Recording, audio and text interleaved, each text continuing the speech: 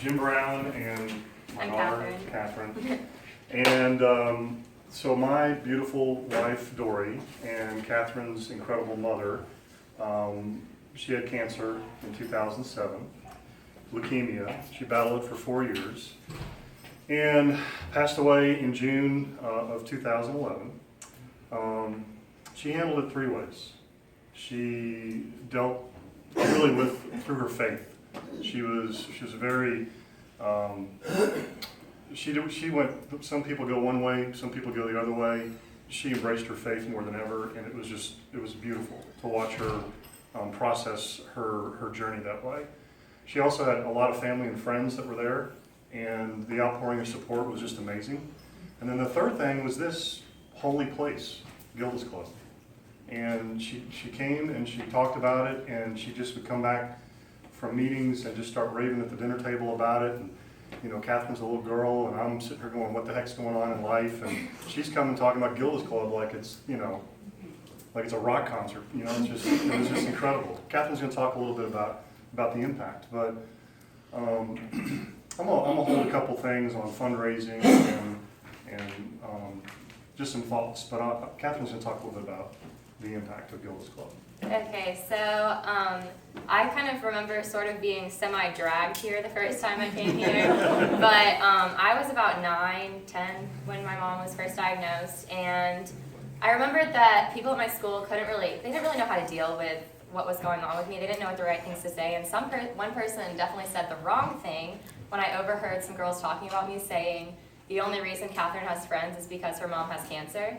So I don't think I was that affected by this. I kind of just blew it off, but I told my mom about it, and she was not happy. She was pissed. Yeah. So I came to Gilda's Club for Kids Support Group, and I don't think I appreciated it as much as I do now at the when I was at that age. But I met so many amazing people, and there were so many people that just understood what I was going through, and there were so many people that were going through so many worse things than I was going through, that it was so eye-opening to come here, and these people knew all the right things to say. Felice and Megan gave me the best hugs, and it's just had such a lasting impact on my life, and that's why I'm here today. So impact, the impact that it had on me was, Dory said when she was dying, she said, I want you to stay, I want you to do this, this, and this. And one of those things was Gilda's Club. I want you to stay involved with Gilda's Club. So I did group with Gilda's Club. I've been in 2 different groups. The second one was No Time to Grieve, raising kids on your own. It's been an unbelievable challenge, but obviously I'm doing okay, right? That's been huge. Felice and this whole one, first of all, Deb, come on. This whole group of folks, they have connected me to professionals in this town to help me personally, Catherine, others. They're just connected to they're in the fabric of the community. So when we had some challenges, which you're going to have when you go through stuff like this, they knew who to recommend. And if it didn't work out, they knew who to recommend the second time. It was just incredible. So that's a big part of it. Sandy and Felice asked me to be on the board right after this happened, and when Dory died, and I just said I can't do it. And about 2-3 years later, they asked again, and I said I'll do it. And it's just a way to honor Dory, to just be there and to be involved in just such an unbelievable place, an unbelievable community. That is, what you're doing is just it's so much bigger than you can imagine. When you sit in these groups, when you hear what Catherine heard, didn't really get her, it got her mom. When I heard things like, God gives you nothing that you get, God knows you can handle it. You hear stuff like that, and you're like, please, and then you go into the room and you hear that everybody's saying the same thing. And then you see your best friend's wife, everyone else is coming to see Dory and knowing she's dying, and your best friend's wife just goes AWOL.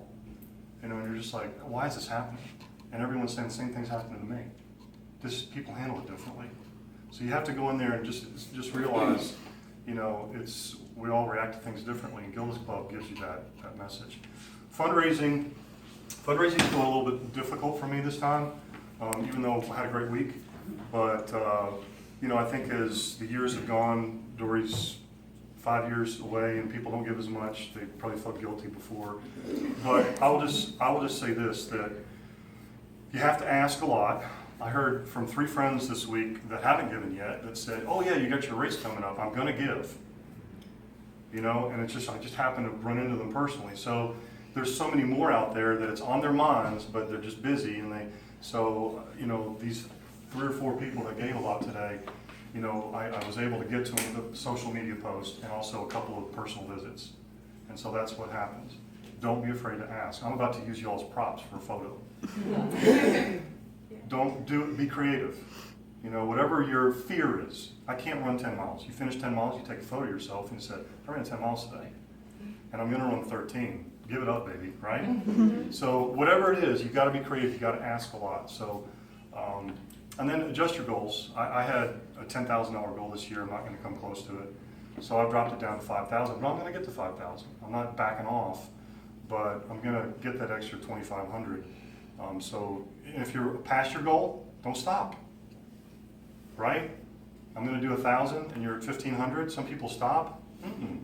So keep going and then blow your own mind, right? So that's what we're here. We're here to push ourselves to help people, and just on behalf of Dory's memory and Catherine and me, we're very grateful that y'all are all doing this.